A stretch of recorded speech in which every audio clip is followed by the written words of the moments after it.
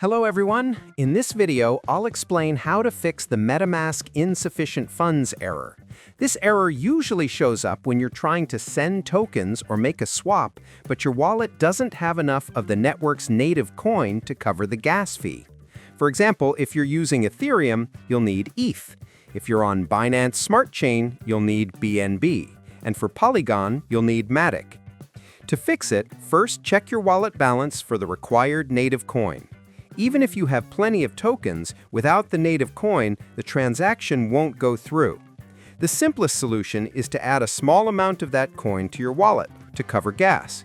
You can buy it directly inside MetaMask using the Buy option, or transfer it from another exchange or wallet. Once the native coin arrives, try your transaction again. Always keep a little extra for future fees so you don't run into the same issue. That's it. Your insufficient funds error should be solved quickly. Subscribe the channel for more videos.